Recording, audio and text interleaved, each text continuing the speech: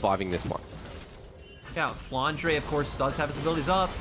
And they get the stun with Bellows Breath is used. Good timing. Nuguri gets the knock-up. JJ runs on in. The pounce, the flash. Nuguri running for his life, but all it takes is one more auto as JJ gets first blood.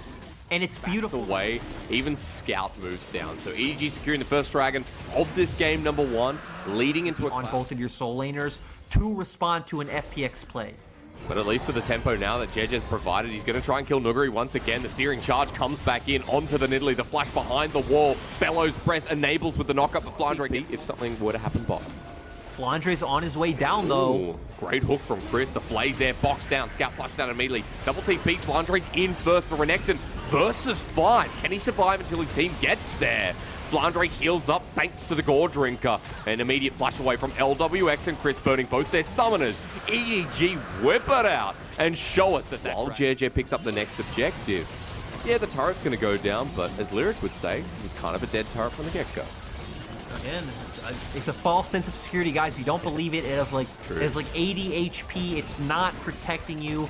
Back off. EDG's bottom lane realizes that. It was already 3 gold for the side of FPX. We do expect it to be traded from EDG. We see Nuguri backed off, which is the correct play. If you're going to allocate your jungler bot side and you know JJ's top, just back off, go for the trade. Gold is still extremely close. Yeah, it really is. Back into 2. Orianna ultimate into a Nidalee Spear. They are probably just dead.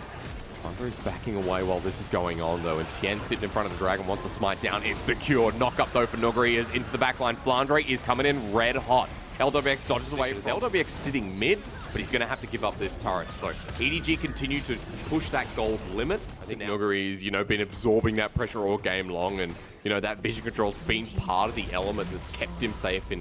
Because he now has the Seraph's Embrace. So 2 items for both mids. As Mako going in, maybe I don't have time. Shockwave used. They found Doomby. He takes the Dark Passage, but he's already dead. 4 versus 5 as the box has to be put down, and Flandre may have found a pick as LWX gets poked out with the spear. He's got a lot of shurikens, but Nuguri now has to tank up. Versus 4, I don't think that's the play, but the range from Mr. 200 Years as he gets the shield could turn it around. Nuguri with the knock-up once again. LWX, the range comes true.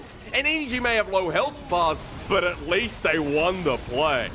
That was so tragic for the side of FPX. I was just about to talk about that. Viper in the roster is an even better AD carry than Hope, and not seeing clear love, but still a very strong jungle position from here. The thing is, FPX's options right now are, as we talked about in our first series, right? They have to give up 1 second.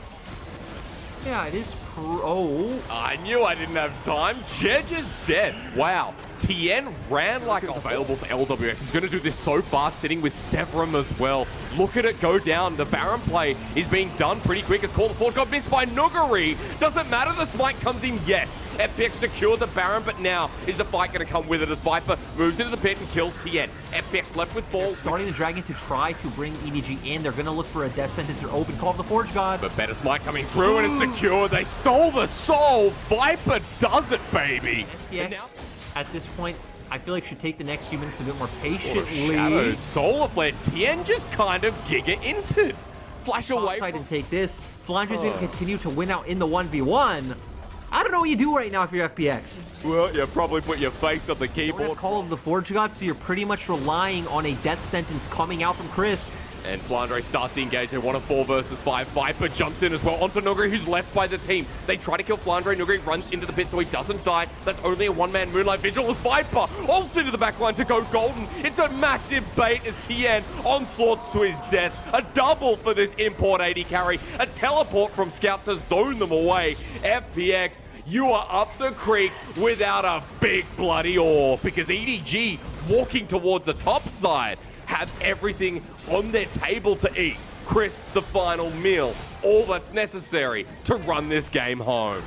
EDG's bot lane got no resources this game, but that's not stopping Viper and Mako from stepping up big in these team fights.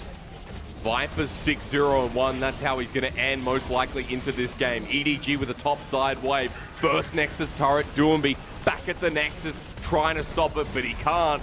Even without a minion wave, he'll die in the end as well on top. And EDG, 11-2 against the Fun Plus Phoenix. Graves have having more kill pressure in that 2v2, I'm assuming led to a lot of these early game kills. I'm gonna stop, because we have action.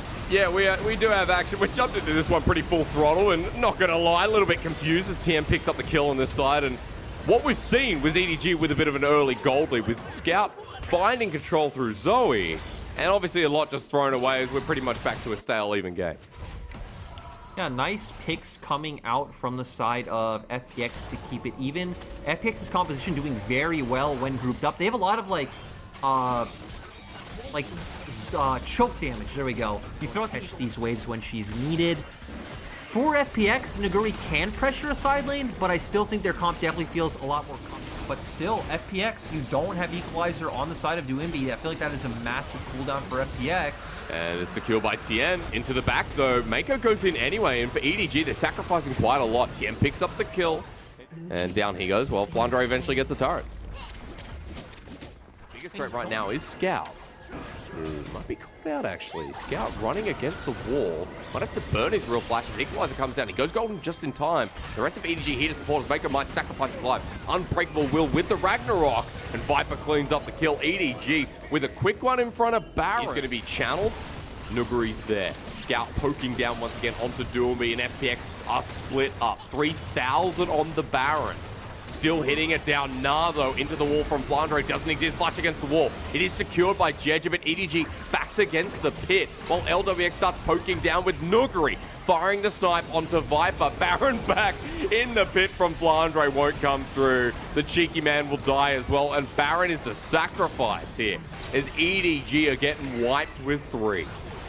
FPX doing a nice job with the response. They're able to TP back into the play. They have all their cooldowns available as stopwatch used by Doumbé. I guess a bit of a fat finger coming out. Maybe, or maybe just the confidence knowing that they have everything from this. Nuguri with the poke again, almost kills Jeje and Mako, the 2-for-1 special. And FPX gonna get mid lane turret, and the gold thickens to about 1,500. Gold is still going to be pretty close to even when all is said and done on both sides. The real important... At the end of the line there, TN walking in, Smite comes down and secured. EDG have the Infernal. Now for the escape. Nuguri's off to the wing, wants the shock blast. TN has to use the Ragnarok, and EDG are pacing forward. Mako with a good dodge of the death sentence while Flandre's over the wall. They found Nuguri. He's against the wall, and he stepped way too far into enemies too. So Dragon goes down, and I don't know what happened mid. You and me both, brother. Let's find out. EDG, are they bumpkins or are they going to smash it down? Here comes the equalizer from Flandre. He's just gone. Ragnarok out of there. Both of these thieves. What? Oh my God. Nuguri once again caught out in rotation, but maybe it's a bait. The equalizer lays down onto Viper. He goes golden though, and the pick continues. Nuguri dies in the end while Doumbé flies on in. It's a 2-for-1 trade, actually in favor of FPX, as EDG still have to back away. Ambitious encroachment from Viper, and he pays for it with his life. Look, that didn't... Ooh, crisp. As Scout once again caught on up. LWX over the wall, and he's dead. Game 3 right around the corner at this rate, with Doumbé teleporting in to help secure this Baron. I mean, I don't know what EDG are doing at this point. This game looks locked for FPX.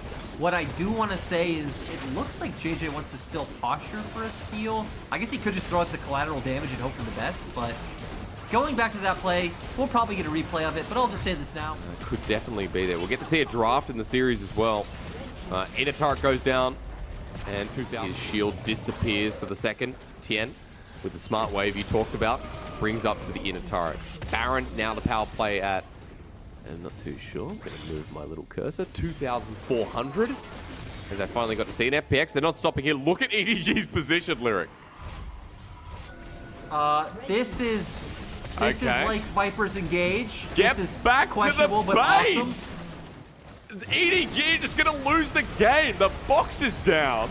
FPX is a 5-man group with Baron. Are they going to continue? Well, Dragon's being taken. I think FPX realized this. They're like, where's Jeje? Dragon's gone down. 2-man grabbing him with the Infernal. You've just got everything in front of you. EDG are getting ticked, and the boom about to come as Viper now getting hit by Baron minions. Scout runs forward. Last Nexus turret remaining. Bare Nexus there as Graves finally joins in. EDG have managed to defend, but FPX, they've got a bare Nexus, and EDG are trying to chase them down. Look, I wanted to engage to come out hysterics. EDG have been doing a lot of questionable things all day. They've been extremely... Look at the ward. Lyric, ward's end games, and you know what? It could destroy the jungler of EDG. Jeje stuck in the box, and that could be all she wrote. Yeah, we just saw them use a ton of ultimates, but still, you have the Moonlight Vigil for FPX. You have a numbers advantage. This feels like FPX's time to push through. Okay, numbers advantage. 35 seconds just about. Engage starts off here. They found the top laner. Ult against the wall though from Flandre. Gets the knock-up. Viper's in too. Look, I think FPX are losing this fight. Doobie's trying to run forward into this KaiSser, but LWX is still alive, and I forgot. Aphelios, it doesn't matter if it's 200 years or 100, he still heals up with Severum, and he still wins big old team fights as Scout has to use the fake flash equalizer at the Nexus. And game 3 now for EDG and FPX. We're just saying, hey, this is going to be a team that's all centered around the 5v5 team fight. EDG are clearly indexing into that area, and they're happy to continue to do so. I want you to walk me through FPX, though, because we've got an Aatrox, and Jeje are going to take this himself. One of the bonuses of being an Olaf, you do this super, super quick. Tien on the other side going to be looking for top lane. They're didn't perform too well in spring. Obviously, then for the first time ever getting subbed out. Oh, feels bad to be a loner against the Thresh, but the flash forward from Crisp. And howdily doodly, Tien's here. Equalizer down onto Maker as the flash as well. Not the straight line, thankfully, but stunned up. Viper's been bullied. And Doomby, after getting reset after overheating, Viper and Mako are a bit overextended. He doesn't have the equalizer, but he has a flash. Viper's like, not again. Good dark passage, but the solar flare onto 2 of them. LWX gonna get second skin, not once, but twice. Double kill, and this is 2019. FPX as Nuguri TP's it. Yep, Nuguri trying to be there for the team, giving moral support, but Crisp still being so clean. Scout just playing a PvE game in the mid lane. Might finally have to interact. Hey, maybe this TP becomes worth it. Scout's going to get turret plating. He flashes away. The phase rush you mentioned for the movement speed's great. Shockwave used onto 2, but Equalizer back in lane. Scout has nowhere to go. Pinpoint 500 IQ if we're going under the premise that Nuguri can mind control Scout. True. That is Soulflare again. They're just finding another pick. The bottom lane too far extended. They wanted the turret plating, but collateral damage gives Chris the killers. Now into Ragnarok. A bit of damage onto Chris himself. Viper picks up that one. It is a better trade because Viper gets to stay in lane and gets the resource, as well as this Herald getting dropped. Viper, EDG with a good answer to put more gold onto Viper. Doinby is heading down, and it does look like he's about to have his equalizer back up. And he's been using it so well. Every equalizer has been impactful as the killer instinct. Another one. Advantages for his team. I'm definitely getting flashbacks here. This is the 4th time FPX have hit bot within the mid lane. You know what? My train of thoughts, they don't matter. Because guess what? Maybe you're right. Nuguri Yeah, well done. You're exactly right. Into the choke. Nuguri now 1 versus 3. Flashes on him, but he's exhausted. AD nullified as the soul. They're trying to fight for first turret blood, or at least get some more plates down. And even though FPX have looked like the more proactive, especially when you have a composition that has the Orianna and the Aphelios, right? It's not too big of a deal if you weren't. Herald's going to get the turret as well. Let's not forget, EDG moving in, and Viper's like, please give me the gold, sir. Thank you very much. It's actually spread across, and FPX has just given the dragon in response. The mountain. What we saw with FPX, hitting bot multiple times, they've set up their conditioners. Scout's getting flanked from the rear ends. Crisp is here. As I say, there's not enough blood. Comes in with a solar flare. Crisp, it looks like he kind of like wrapped around, hugged the wall, and was just able to get behind. Continue to play out here with teleport available on 3 out of 4. Remember, Doomby has heal. FPX going to push down the mid lane. Gravitum actually secured with the Moonlight Vigil. Jeje doesn't go in as that equalizer sends them packing. Away you go. EDG do get the first strike on, and again, we're watching Flandre, we're watching Mako. Can they buy space for their carries? Is it just going to go down without FPX moving in? They don't care about the dragon. It's secured maybe for the fight. The equalizer once again lines it down. Chris goes in first, and Flandre is getting burnt to a Christmas. Soul flare there from Chris. Death sentence flashed away. We're tickling each other in this mid lane. Oh no, that's not a tickle. That's a body slam. Nuguri has to flash away, but the equalizer there lines up, burns him down. Nuguri survives. Still, they're confident they have the damage to pull off this play. They are 5 versus 4 for the foreseeable future. Baron going down super quick. Crescendum is making sure that with Severum at the ready. Perfect guns here for Viper. He's going to change it to a Vernum, I believe. No, sorry, Calibrum goes down. The steal doesn't come through. He tried on the smite, but Tien was a higher level. Potentially could have gotten that steal. They get the smite, they get the pick. It turns into Baron, turns into mid tower, and turns into the 3rd dragon. with the Baron and with this Dragon. They're going to threaten Soul Point. They've got a gold lead that's about 3,000. And now, as you talked about, this pace really cool rotation where they push in mid and top, and they're moving one man down each lane. So it does give them pressure in both bot and mid. Well, bottom goes first. Flandre going up mid as well. And this is kind of the pain. You can't kill Flandre if you're Nuguri. Takes no damage, heals back up with a bit of drunken might. As Flandre level 16 with the explosive cast. Doomby heading back as well. He knows how much trouble he's in with the explosive cast because that was pretty nice. Bit of damage in the side. Flandre once again, and damage goes down on TM while the equalizer finds its mark. Blocked by a bit of a window on the left to see ultimates, but I can tell you one thing. Scout had the flash, and he flashed forward.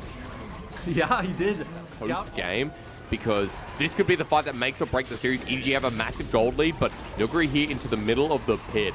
Ward's placed down to bait him out, and Viper a crucial target, but also note that Scout has Shockwave, as could be as big as the equalizer. And yeah, we still see that Viper does have the Gravitum though, so can potentially root people down and find that big chain CC along with Flandre. Explosive cast used Lyric in the back end of that trade. They're going to start hitting down Dragon pretty fast. Nuguri wants to go in. Tien flashes over the wall a little bit early. It's secured by Aphelios. There's the Mountain Soul for EDG. Now they go into the fight as Tien gets tagged by the Gravitum on the back end. Flandre bops him and kills him while Nuguri is trying to 1v3. But I think this fight is going dire straits. EDG have everyone alive and the Mountain Soul refreshes their shield. LWX is low trying to buy some time. And EDG may have just done it as Doomby now getting chased. JJ's gonna hug him before I can. And EDG have collapsed on top of Fun plus Phoenix with a beautiful secure. It's only Nuguri who can try and kill Scout. Dunks him down, saved by Mako. That's a brother of a support if I've ever seen one. He too will die with the full-blown ace. EDG had to spend a lot of time killing the members of FPX, but they should be taking the game in the end. Great performance all around, and again, they're building themselves up to be the premier team fighting team in the LPL. Mako just having a great game here. I can hear Greensleeves playing outside our window, Lyric. That's because it's beautiful all the way for EDG in what was a hyped up matchup. Definitely delivered. They'll hit the Nexus now, bare as all. And EDG in the LPL strike true at the Burning Phoenix. It was small edges